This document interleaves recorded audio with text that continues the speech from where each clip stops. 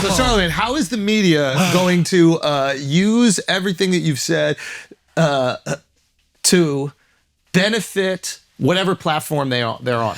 Well, it's been interesting. Also, is that stressful? Knowing that, like, have you guys seen this? I should like put context. So obviously I'm British, but like Charlamagne will be used by every side of the media to prove whatever their agenda is. That's right.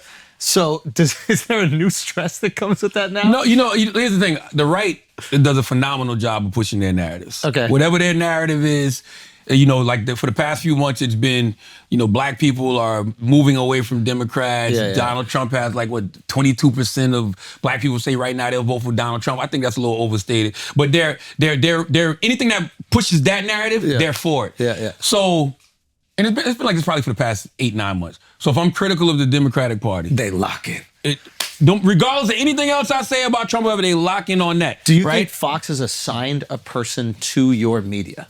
Meaning it's an intern and it's their job to find a quote. That's a good question. It's so targeted. A Brilliant Idiots fan, probably. Yo, low key, I wonder. That's a good question. Because it's I think so, because it happens same day. Like, it's the era we live in too, though.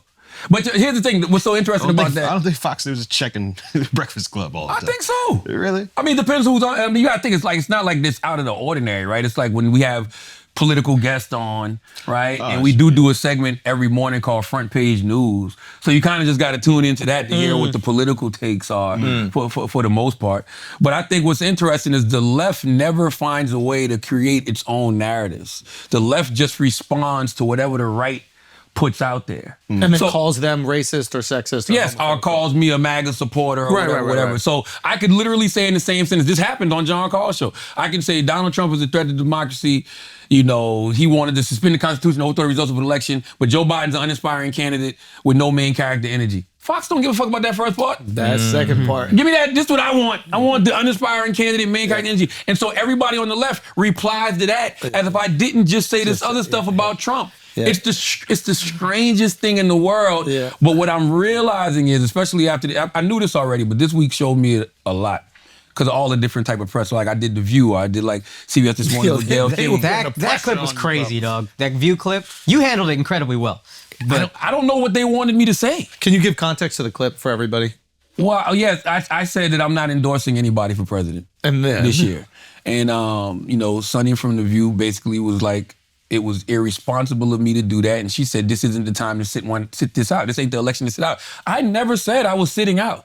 Yeah. Never once have I said I'm sitting out. Never once have I said I'm not voting. None of these things have happened. Yeah. All I'm simply doing is being critical of both parties. Which you should. And my interest this year is, one of my interests is preserving democracy. Right. So I'm going to vote for whoever I think can preserve, the democracy. But the Democratic candidates are so weak that their only hope is vote against it's Trump. so silly. That's all they have. But I've told other personalities in media that y'all spend so much time talking about how bad Trump is. Yeah. You never tell me any of the good things that Biden is doing. Do it. And then you wonder why people say, well, what the hell is Joe Biden doing? Yeah. Or what the hell is Vice President Harris doing? Very true. I can't find out from the people who support them because your whole feed is how bad Trump is. But to what Akaash is saying, I think their whole angle is vote for not him. Yeah. And if your angle is vote for not him, you just got to make him as bad as possible. Make him because super radioactive. Biden is uninspiring, so I can't inspire you to vote for him in my brain. Democrats don't believe in Biden. Yeah. You know what the truth is? It's not even about none of that.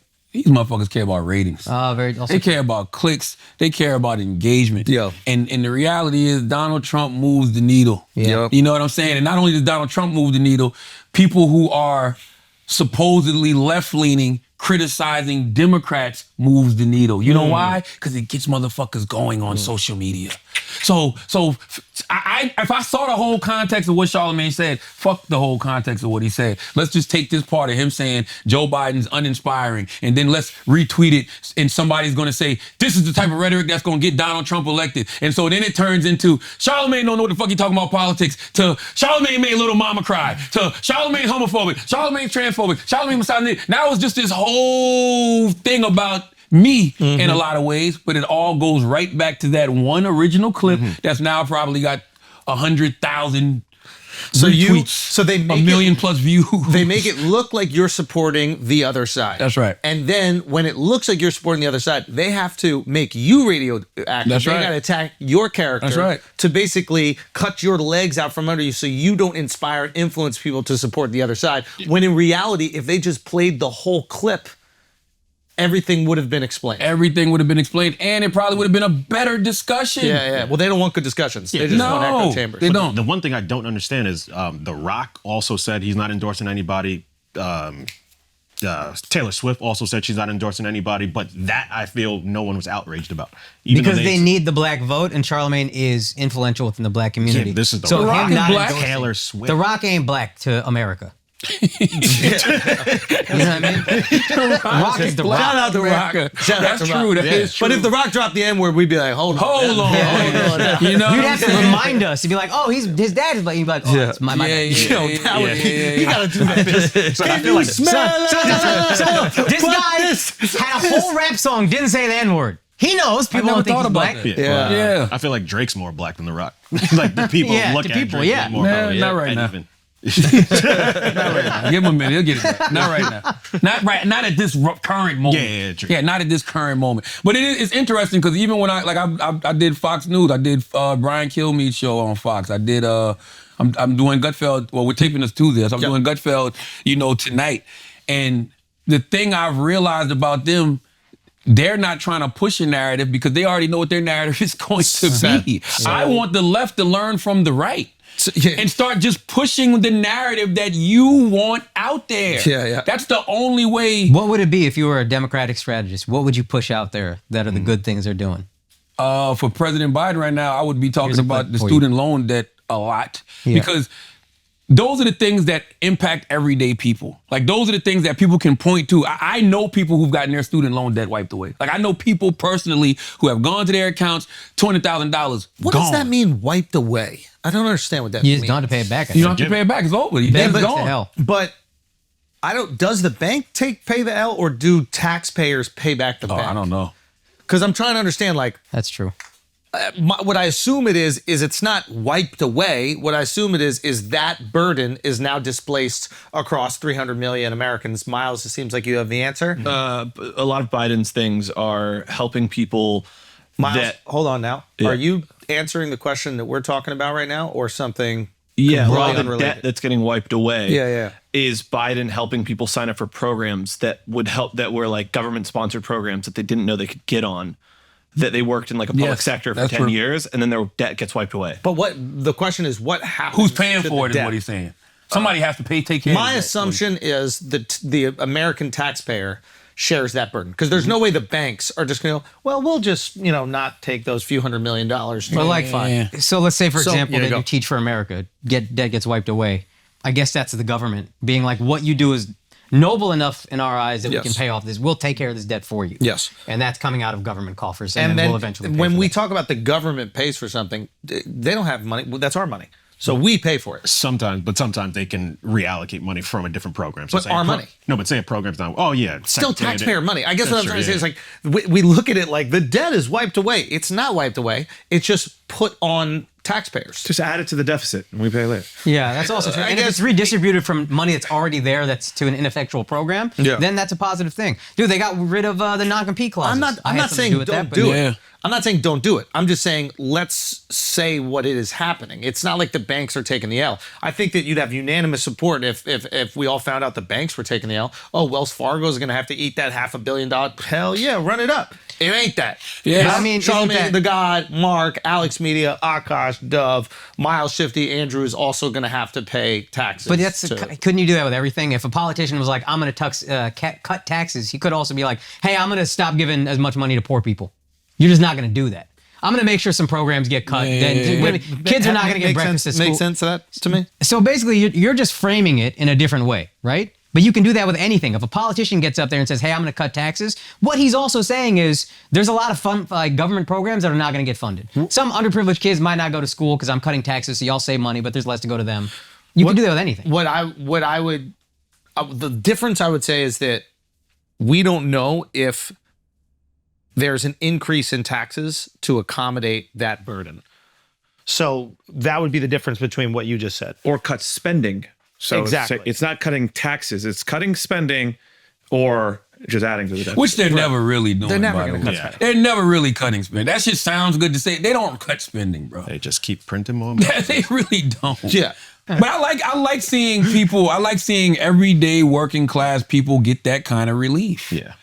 Like you can't lose course. with that, right? And that's one of the things that people can point to the same way when everybody talks about, Trump, when they bring up the stimulus checks and the PPP loans and all of that stuff like that. Those are things that they can point to where they were provided relief. Motherfuckers will never forget when you provided them relief, and think about when they got that relief during the worst time that we probably experienced in American history. Now, granted, they got the relief because of that worst time, because of that pandemic, but they don't give a fuck. If you were 3-4 months behind on bills and all of a sudden you got a check in the mail, you'll never forget who gave you that 100%. shit. So that's what all presidents, So all what you're elected saying, officials. Biden is trying to buy the election. What's wrong with that? No. Andrew Yang tried to.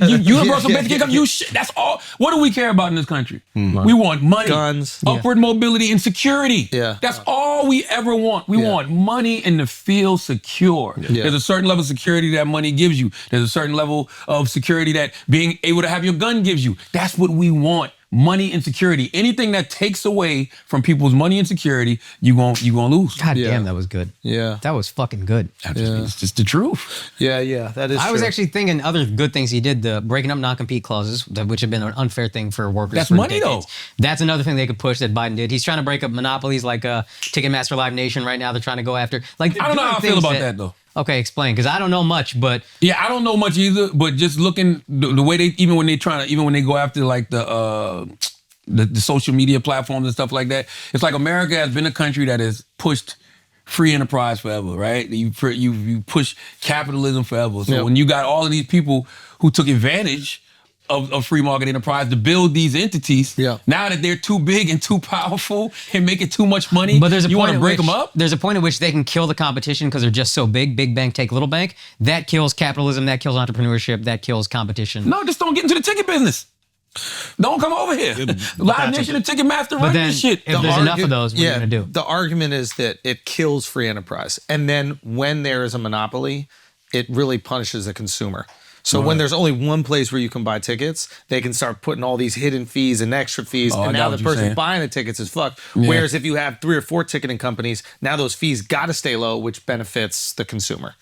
And it actually benefits theoretically the artist too, because we want our consumers. Like I see it sometimes, and listen, I'm with Live Nation, right, which is owned by Ticketmaster. Like the tour, some of our dates are promoted by Live Nation, but I see some of these fees, and I'm like, hold the fuck on, like $30 fee on top of a ticket. Like I'd rather the people buying get to keep that money. Yeah. And they own the venue, so he has no option on where to perform. They control every aspect of it. That's not true, but because there are plenty of venues that you could perform, but there are ones that might be owned by Live Nation. They also promote gigs at ones that aren't owned by Live Nation. Kanye would like to know. He'd like for you to make a list so he can find those other venues.